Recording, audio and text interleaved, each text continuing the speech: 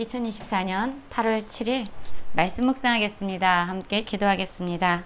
하나님, 하나님만이 이 땅의 주관자가 되시며 또한 심판자가 되심을 알게 하여 주시옵소서.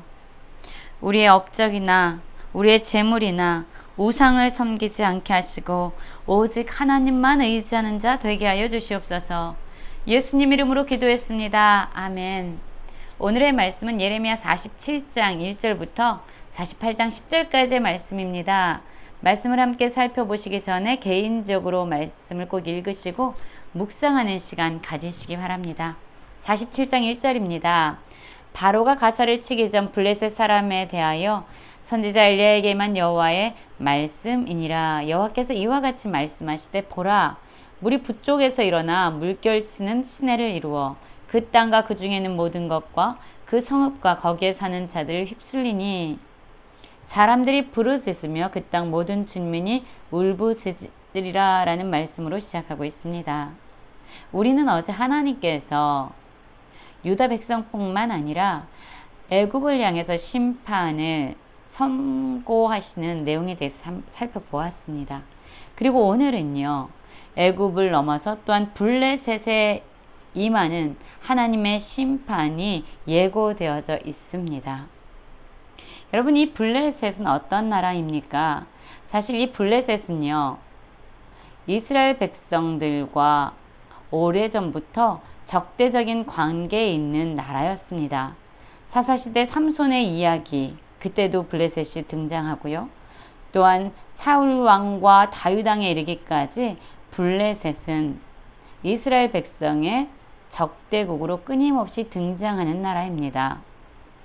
이 블레셋은요, 철기 문화를 바탕으로 하는 우수한 무기를 가지고 있는 해양 민족이었습니다.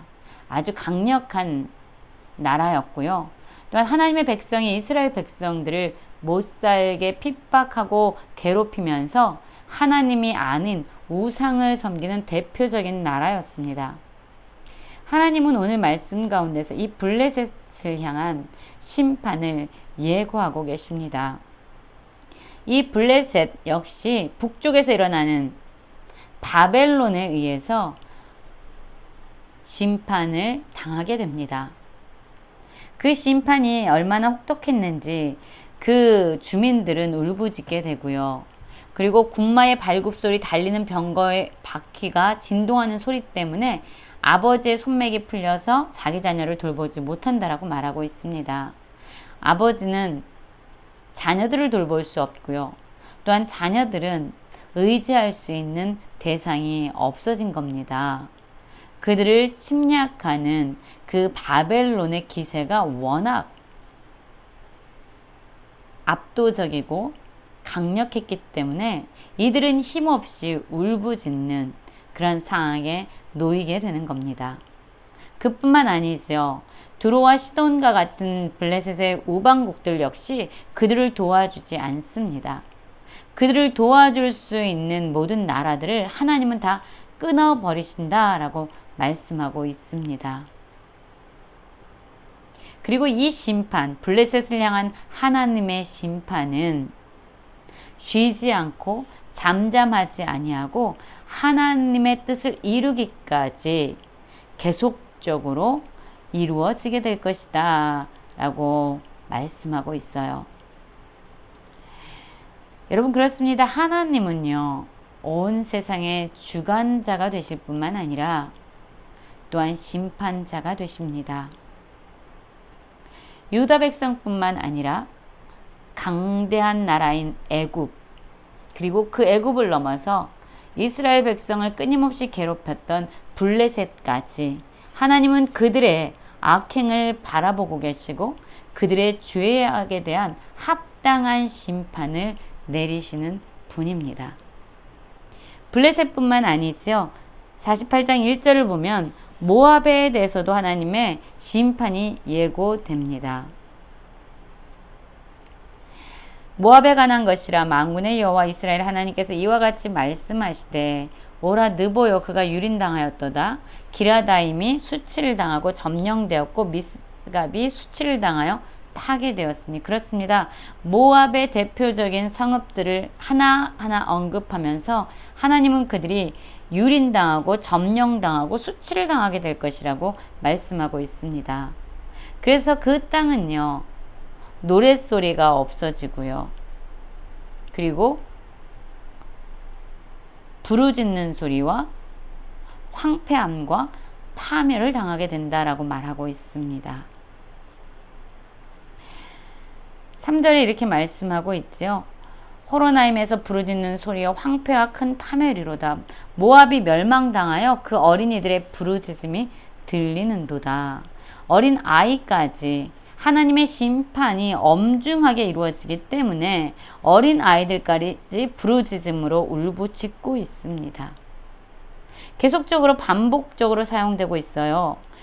울고 파멸의 고통스러운 울부짖음이 들린다.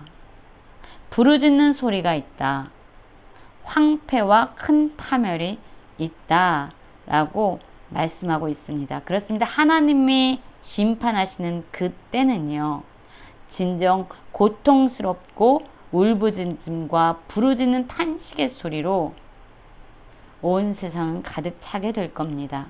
그렇기 때문에 하나님의 심판이 예고되기 전에 우리는 우리의 죄악으로부터 돌이켜서 하나님께 회개하는 심령을 회복해야 합니다. 왜 그럼 이 모압 땅에 하나님의 심판이 임했을까요? 7절에 그 이유가 나옵니다. 내가 내 업적과 보물을 의뢰함으로 너도 정복당할 것이요 그모스는 그의 제사장들과 고관들과 함께 포로되어 갈 것이다. 무엇 때문입니까? 이 모압은요, 하나님을 의지하지 않았습니다.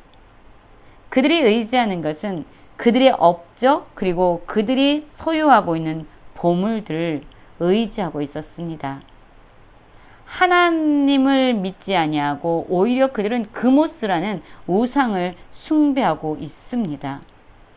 이로 말미암아 하나님은 모압 땅의 심판을 예고하고 계십니다. 이 하나님의 심판 앞에서 어떠한 것도 면제받지 못할 것이고요. 어떤 것도 도망할 수 없고 피할 수 없게 됩니다. 하나님께서 이루시는 이 심판은요, 반드시 신실하게 신속하게 이루어지게 되는 것이죠. 여러분, 하나님은 예레미야를 통해서 애굽을 향한 또한 블레셋을 향한 모압을 향한 심판을 예고하고 계세요. 애굽은 하나님을 의지하지 아니하고 자신들의 강력한 힘, 무기, 군사를 의지했지요. 마음이 교만하여졌습니다. 그로 말미암아 그들은 하나님의 심판을 받게 됩니다. 블레셋 역시 하나님의 심판 아래 놓이게 되지요. 하나님을 의지하지 아니하고 강력한 철기 문화를 바탕으로 한 자신들의 힘, 자신들의 군사력을 의지하는 이 블레셋 땅도 멸망당하게 됩니다. 그뿐 아니지요.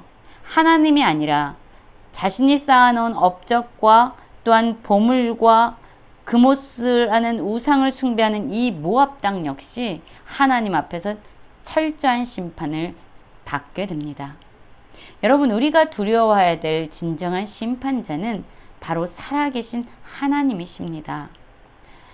하나님의 이러한 심판의 예고 앞에서 우리는 마음을 가난하게 하고 우리의 죄를 돌이켜서 하나님께 겸비함으로 나아가야 할 것입니다. 우리가 의지했던 업적이나 보물이나 우상이 아니라 그 모든 것을 내려놓고 하나님을 의지하는 그러한 믿음을 회복해야 될 것입니다. 하나님의 엄중한 경고 앞에서 겸비하는 심령으로 하나님께 회개할 수 있는 가난한 심령이 우리에게 부어지기를 간절히 기도합니다.